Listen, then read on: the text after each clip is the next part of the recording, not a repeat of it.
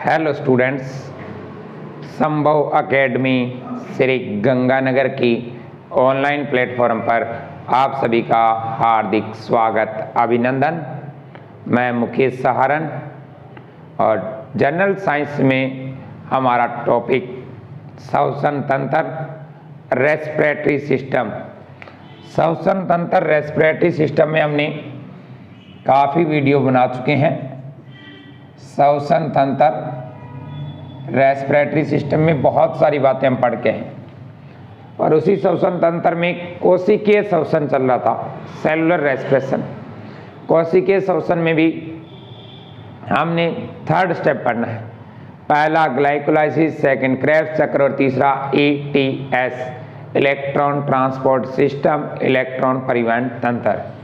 तो श्वसन तंत्र के अंतर्गत कोशिकीय श्वसन, सेलुलर रेस्पिरेशन, कोशिकीय श्वसन और इसी कोशिकीय श्वसन में थर्ड स्टेप जिसका नाम होता है ETS electron transport system, electron परिवहन तंत्र कहते हैं। क्या कहते हैं? इलेक्ट्रॉन परिवहन तंत्र, इलेक्ट्रॉन ट्रांसपोर्ट सिस्टम। ध्यान देना, ETS जो होता है इलेक्ट्रॉन ट्रांसपोर्ट सिस्टम, इलेक्ट्रॉन परिवहन तंत्र, इलेक्ट्रॉन परिवहन तंत्र। ये जो इलेक्ट्रॉन परिवहन तंत्र ETS होता है, ये कहाँ संपन्न होगा? माइटोकॉन्ड्रिया में। किसमें संपन्न होता है? माइटोकॉन्ड्रिया में।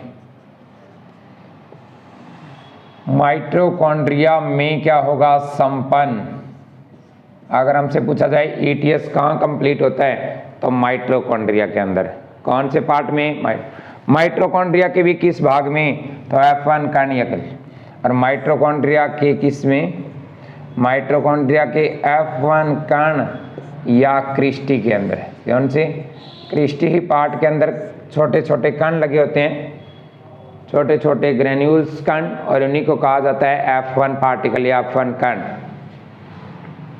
ये जो ETS प्रक्रिया होती है, इसमें कई अभिक्रियाएं होती हैं।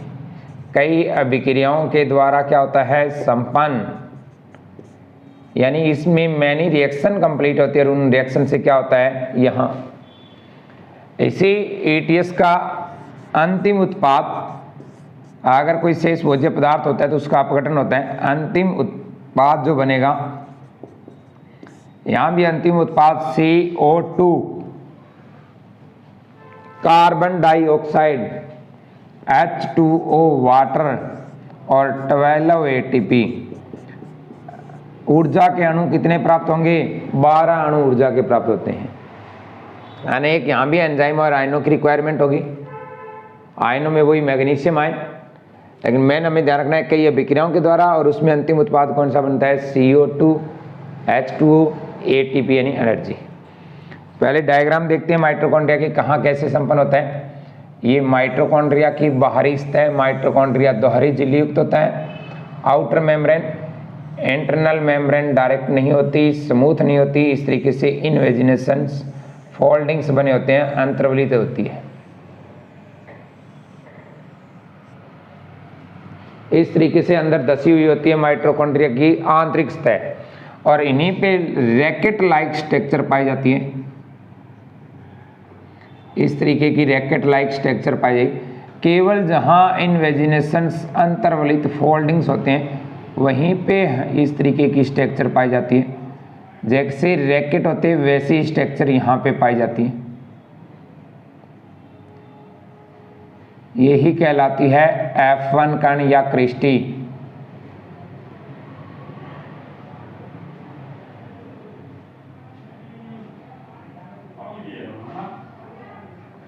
F1 कण या क्रिस्टी,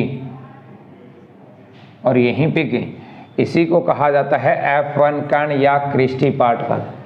यहीं पे श्वसन का तीसरा चरण होता है ETS electron transport system, electron परिवहन तंत्र। यहाँ पे जो उत्पाद बनेगा वो अंत में उत्पाद बनता है CO2, H2O और यहाँ पे 12 ATP का फॉर्मेशन होता है 12 अणु ऊर्जा का निर्माण। हमने पढ़ा था क्रेब्स साइकिल इस मैट्रिक्स पार्ट में संपन्न होता है और यहाँ 24 अणु ऊर्जा के प्राप्त होते हैं। 24 अणु ऊर्जा यानी ATP प्राप्त होती है, जबकि ETS में कितनी? 12। ध्यान देना, ये जो ETS होता है F1 कण क्रिस्टी होती है, इसके अंदर साइटोक्रोम पिगमेंट होते हैं। कौन से होते हैं? साइटोक्रोम वर्णक लगे होते हैं। F1 कर्णक जो होते हैं वहाँ कौन से होते हैं? साइटोक्रोम पिगमेंट या साइटोक्रोम वर्णक। ये साइटोक्रोम वर्णक क्या करते हैं? ग्लाइकोलाइसिस, जो पहला चरण था,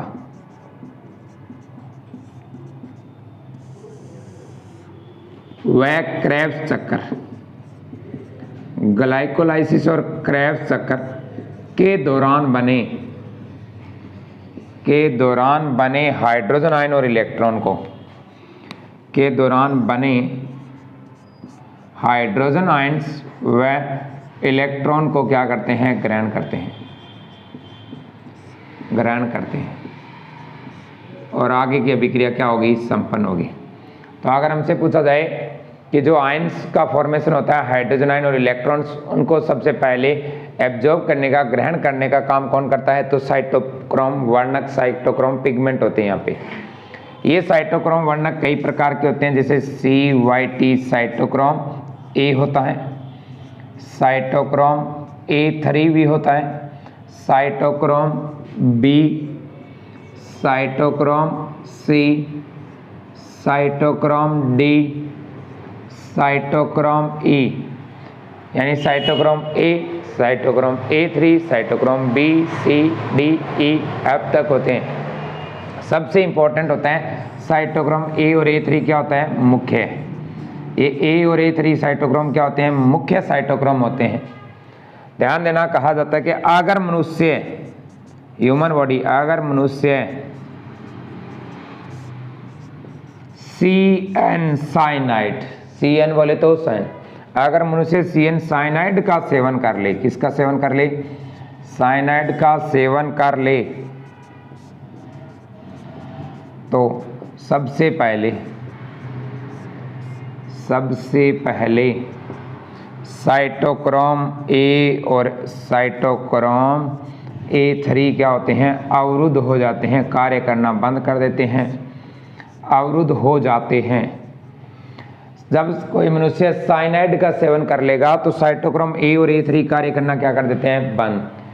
A और A3 कार्य करना बंद कर देंगे, यानी ये पार्ट कार्य करना बंद, तो इसके अंदर ये जो क्रेब्स चक्र होता है ये भी क्या हो जाएगा? क्लोज, और उसके बाद में ग्लाइकोलाइसिस भी क्या हो जाता है? क्लोज। क्योंकि जब आगे की प्रोसेस नहीं होगी तो पहले वाली प्रोसेस भी क्या होती है? रुक जाती है। इसी कारण से अवरुद्ध हो जाने पर मनुष्य की क्या हो जाती है? मृत्यु हो जाती है। मनुष्य की क्या होती है? तुरंत मृत्यु हो जाती है। तुरंत क्या होती है? मृत्यु हो जाती है, उसकी डेथ हो जाएगी, तुरंत प्रभाव से उसकी मृत्यु हो जाती है। अगर ह्यूमन बॉडी ने साइनाइड का सेवन कर लिया तो सबसे पहले साइटोक्रोम A और A3 क्या होते हैं? अवरुद्ध हो जाते हैं, और उसी कारण से साइटोक्रोम A और A3 अवरुद्ध हुआ, यानी ETS क्या हुआ? क्लोज। ETS क्लोज होगा तो उससे पहले वाला जो साइकिल होता है, चक्र होता है, वो भी क्या होगा? क्लोज, और उससे पहले वाला है। इस कारण से श्वसन की प्रक्रिया रुक जाती है और उस इंसान की क्या हो जाती है? मृत्यु हो जाती है। साइनाइड पे दो इंपॉर्टेंट क्वेश्चन सुनने हमने। CN साइनाइड बहुत ही इंपॉर्टेंट एक कंपोनेंट यौगिक। इसी साइनाइड के बारे में, CN के बारे में कहा जाता है कि प्रकृति का सबसे जहरीला पदार्थ, प्रकृति का सबसे जहरीला पदार्थ कौन सा है? साइनाइड। साइनाइड सांस ही नहीं लेने देता। क्या? साइनाइड सांस ही नहीं लेने देता। जैसे ही टंग्स जीभ पे रखेंगे, रखते ही क्या हो जाती है? मृत्यु है। यानी सेकंड से बहुत कम टाइम में ही इसकी, इंसान की मृत्यु है। इसी साइनाइड के बारे में कहा जाता है कि आज तक, प्रेजेंट टाइम तक की बात कर रहे हैं, आज तक इसका कोई स्वाद नहीं बता पाया, इसका कोई भी स्वाद नहीं बता पाया, यानी आज तक इसके टेस्ट का पता नहीं चला है। टेस्ट नहीं पता चला, क्योंकि साइनाइड टेस्ट बताने का काम किसके द्वारा किया जाता है, जीभ यानी टंग के द्वारा। जैसे ही हम यहाँ रखेंगे जीभ की जो सेल्स होती है उनका साइटोक्रोम डिमेज उनका एटीएस डिमेज उनका क्रेब्स साइकिल डिमेज और क्रेब्स साइकिल डिमेज उसका ग्लाइकोलाइसिस डिमेज। यानी जैसे ही रखेंगे टंग्स जीभ की सारी सेल्स डेथ, और ये बॉडी के अंदर सेकंड से बहुत कम टाइम के अंदर पूरी बॉडी के अंदर फैल जाता है।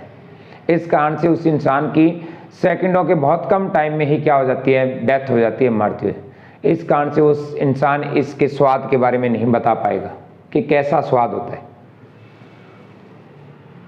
फिर सुनिए, ETS इलेक्ट्रॉन ट्रांसपोर्ट सिस्टम कोशिकीय श्वसन का तीसरा चरण संपन्न कहाँ होगा, माइटोकॉन्ड्रिया की आंतरिक झिल्ली में जो अंतर्वलित होते हैं वहीं पे F1 कण या क्रिस्टी पार्ट में। यहाँ पे कोई फूड पार्टिकल अगर रह जाता है तो उसका यहाँ क्या होगा, डाइजेशन होगा, पाचन, और पाचन करके क्या बनेगा, CO2 वाटर, और यहाँ पे 12 ATP का फॉर्म, 12 अणु ऊर्जा का निर्माण होता है। एक ग्लूकोज के कंप्लीटली डाइजेशन से, पूर्ण पाचन से यानी अपघटन से कितने मॉलिक्यूल्स ATP ऊर्जा का निर्माण होता है, यानी एक ग्लूकोज के अणु के टूटने से, टूटने से कितने अणु ऊर्जा के प्राप्त होते हैं, तो टोटल कितने, 38। कितने, 2 होंगे ग्लाइकोलाइसिस में, 24 होते हैं क्रेब्स साइकिल में, और 12 होते हैं ETS में। लेकिन हमसे पूछा जाए एक ग्लूकोज के अपघटन से माइटोकॉन्ड्रिया में कितने अणु प्राप्त होंगे, माइटोकॉन्ड्रिया के अंदर कितने अणु प्राप्त होते हैं, तो माइटोकॉन्ड्रिया में होते हैं 36 मॉलिक्यूल्स। कितने, 36 ATP ऊर्जा का निर्माण होता है। टोटल कितने होंगे, कुल कितने होंगे, 38, लेकिन माइटोकॉन्ड्रिया के अकेले के अंदर कितना होता है, 36। 24 और 12 दोनों ही किस में बन रहे हैं, माइटोकॉन्ड्रिया में। तो टोटल कितने बनेंगे, 36। और कुल अगर ग्लूकोज के अपघटन से पूछा जाए टूटने से कितने बनेंगे, तो 38, क्योंकि 2 कहाँ बनते हैं, ग्लाइकोलाइसिस। वो ग्लाइकोलाइसिस तो एनाएरोबिक रेस्पिरेशन में ही होता है। इसी कारण से हमें गाइडों के अंदर आपको मिल जाएगा कि वायवीय श्वसन से कितने अणु ऊर्जा के प्राप्त होते हैं, वहाँ 36 लिखा होता है। 36 का मीन वही है कि ग्लाइकोलाइसिस वाले 2 काउंट है नहीं, क्योंकि वो अनोक्सी श्वसन में भी 2 अणु ऊर्जा के प्राप्त होते हैं। तो ये श्वसन का तीसरा चरण और इसी ETS छोटी सी बातें थी। कहाँ संपन्न होगा, माइटोकॉन्ड्रिया के इंटरनल जो सेल मेम्ब्रेन होती है, आंतरिक झिल्ली होती है, उसी के अंदर, और उसी के किस पार्ट में, F1 कण या क्रिस्टी के अंदर। तो आप जल्दी से जल्दी इस वीडियो को ज़्यादा से ज़्यादा शेयर करें, इसे लाइक करें, और हमारे संभव एकेडमी श्री गंगानगर के YouTube चैनल को सब्सक्राइब करें, ताकि आप तक हर एक हमारे लेक्चर वीडियो का नोटिफिकेशन आप तक पहुंच जाए। कोशिकीय श्वसन के बाद में सेकंड ध्यान देना, अनोक्सी श्वसन होता है। कौन सा, अनोक्सी श्वसन, एनएरोबिक रेस्पिरेशन। कौन सा, अनोक्सी श्वसन, एनएरोबिक रेस्पिरेशन। बिना ऑक्सीजन के जो श्वसन संपन्न होता है वो कौन सा कहलाएगा, एनएरोबिक रेस्पिरेशन। अनोक्सी श्वसन मनुष्य भी करता है, और अनोक्सी श्वसन सूक्ष्म जीवों के द्वारा भी होता है। किसके द्वारा होता है, सूक्ष्म जीवों से। अनोक्सी श्वसन सूक्ष्म जीवों के द्वारा भी किया जाता है, जिससे बैक्टीरिया, कवक, वायरस। और अनोक्सी श्वसन किसके द्वारा, मनुष्य जो अनोक्सी श्वसन करता है, ये मनुष्य कुछ विशेष परिस्थितियों में करता है, कुछ विशेष परिस्थितियों में करता है। स्पेसिफिक कुछ कंडीशंस है, उन कंडीशन के अंदर ही क्या करता है, एनएरोबिक रेस्पिरेशन करता है, अवायवीय श्वसन करता है। वो कंडीशन कौन सी है, ध्यान देना। हार्ड वर्क करते समय सिर्फ क्या कहेंगे, कठिन कार्य, जैसे दौड़ते समय, व्यायाम करते समय, योगा, व्यायाम, कसरत, दौड़ते समय, इस समय ह्यूमन बॉडी कुछ समय के लिए क्या करती है, अनोक्सी श्वसन करती है। अनोक्सी श्वसन के अंदर हम पढ़ के आ चुके हैं, केवल एक ही स्टेप होता है, वो कौन सा होता है, पहला चरण ग्लाइकोलाइसिस, कोशिका द्रव्यमेशन। इस समय मनुष्य दौड़ते भागते समय जो अनोक्सी श्वसन करता है, तो मनुष्य के अंदर अनोक्सी श्वसन से जो अंतिम उत्पाद बनेगा, अंतिम उत्पाद जो बनता है मनुष्य के अंदर अनोक्सी श्वसन का, वो बनता है लैक्टिक एसिड। क्या बनता है, lactic acid plus 2 ATP, 2 ATP का निर्माण होता है। कहाँ 38 मॉलिक्यूल्स प्राप्त हो रहे थे, कहाँ केवल 2 मॉलिक्यूल्स ही प्राप्त। जब हम कठिन मेहनत करते हैं, दौड़ते हैं, तो दौड़ते टाइम बॉडी के अंदर ऑक्सीजन की कुछ डेफिशिएंसी हो जाती है, कमी हो जाती है, और उस कमी की स्थिति के अंदर कोशिकाएं मरेगी नहीं, वो अनोक्सी श्वसन स्टार्ट कर देती है कुछ समय के लिए। अनोक्सी श्वसन करेगी तो सब्सटेंस, लास्ट पदार्थ कौन सा बनेगा, लैक्टिक एसिड।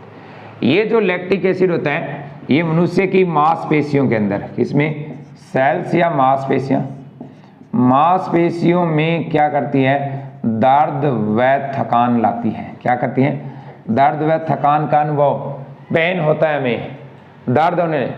आपने कभी दौड़ लगाई होगी, जब दौड़ लगाते हैं, रनिंग करते हैं, तो कुछ टाइम दौड़ने के बाद हमारी मांसपेशियों में पेन होने लगता है, दर्द होने लगता है, हमें थकावट महसूस होती है। क्यों, क्योंकि उस टाइम हमारी सेल्स के अंदर, कोशिकाओं के अंदर क्या हो गया, एनाएरोबिक रेस्पिरेशन स्टार्ट, अवायवीय श्वसन स्टार्ट हो गया, और हमारे अंदर कौन बना, लैक्टिक एसिड। ऊर्जा कितनी प्राप्त हुई, 2 ATP। जहाँ 38 मॉलिक्यूल्स एनर्जी ऊर्जा के प्राप्त होने थे, वहाँ केवल कितने, 2।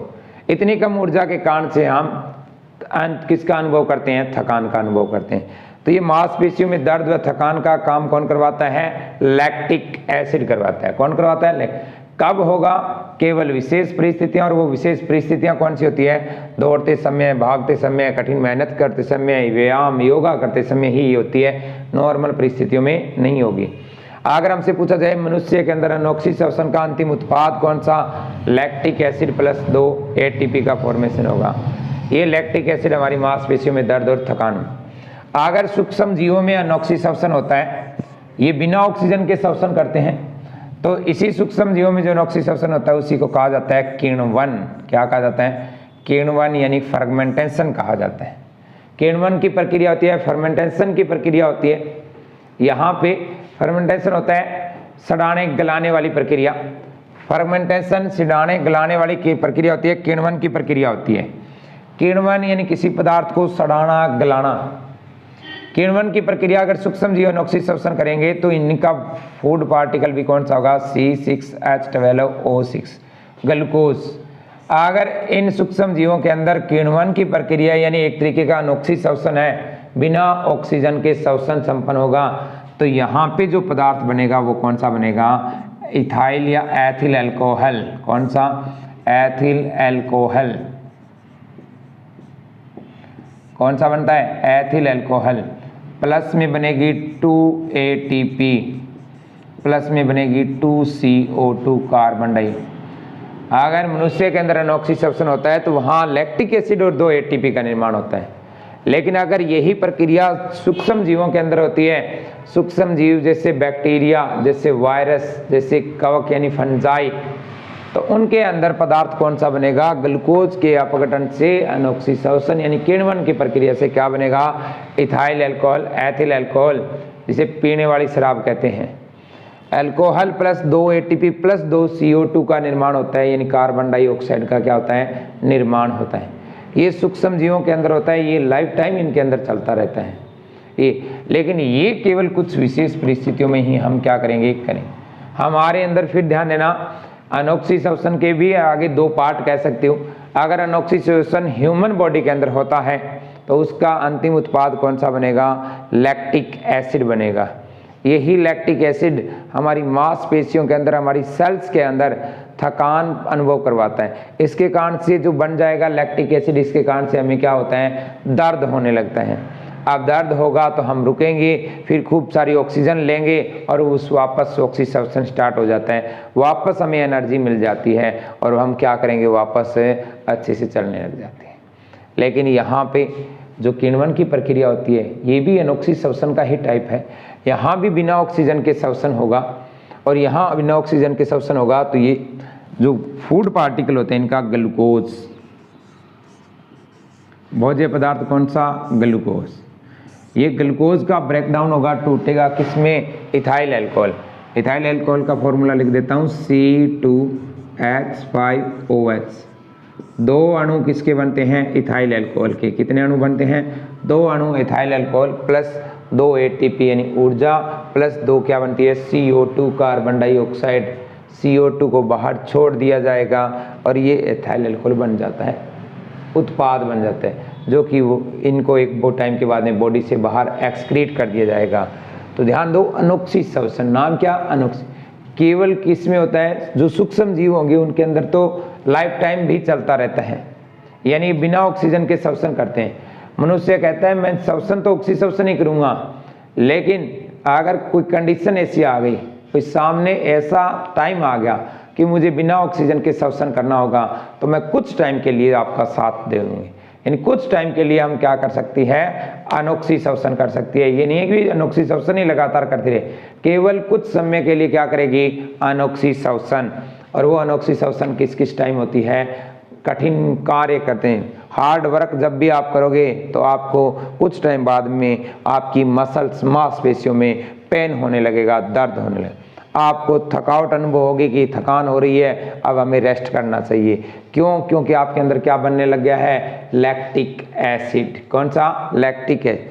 और ये लैक्टिक एसिड आपको दर्द थकान उत्पन्न करेगा ही करेगा। क्या करेगा, दर्द थकान। और हम क्या करेंगे, कुछ टाइम के लिए रेस्ट करते हैं, रेस्ट करेंगे, वापस क्या बन जाएगा, हमारे अंदर CO2 वाटर और 38 मॉलिक्यूल्स ATP ऊर्जा, और हम फिर वापस उस हार्ड वर्क पे मेहनत करने लग जाते हैं।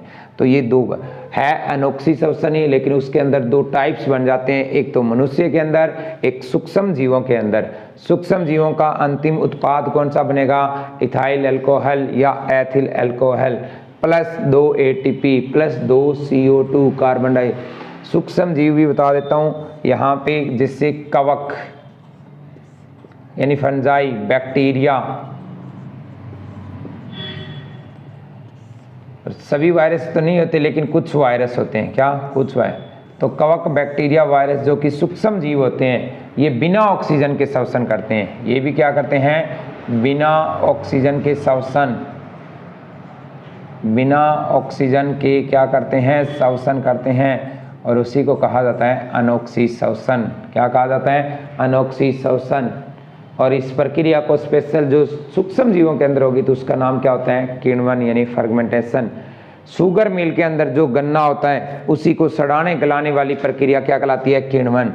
शुगर मिल जो होती है उसके अंदर जो गन्ना होता है उसी के अंदर कौन सा होता है, ग्लूकोज। गन्ने में क्या होता है, ग्लूकोज। इसी ग्लूकोज का क्या किया जाएगा, किण्वन, यानी ये बैक्टीरिया, कवक वहाँ छोड़े जाते हैं, खूब सारे डाले जाते हैं, ये बिना ऑक्सीजन के श्वसन करेंगे, किण्वन की प्रक्रिया करेंगे, यानी उसको तोड़ेंगे। किसमें तोड़ेंगे, इथाइल अल्कोहल या एथिल अल्कोहल, यानी पीने वाली शराब शुगर मिल का एक सह प्रोडक्ट होता है, को प्रोडक्ट होता है। मेन तो उत्पाद कौन सा होता है, ग्लूकोज, यानी शर्करा का निर्माण करना। गन्ने से किसका, शुगर, शर्करा का निर्माण करना। लेकिन साथ ही साथ शुगर मिल क्या करती है, अल्कोहल का भी निर्माण करती है, क्योंकि जो गन्ने का वेस्ट प्रोडक्ट होता है, जो वेस्ट पार्ट होता है, उसी पार्ट से उसका किण्वन करा के, फर्मेंटेशन करवा के, यानी एक तरीके की अनोक्सी प्रोसेस, अनोक्सी श्वसन की प्रक्रिया करवा के किसका निर्माण करेंगे, इथाइल अल्कोहल या एथिल अल्कोहल।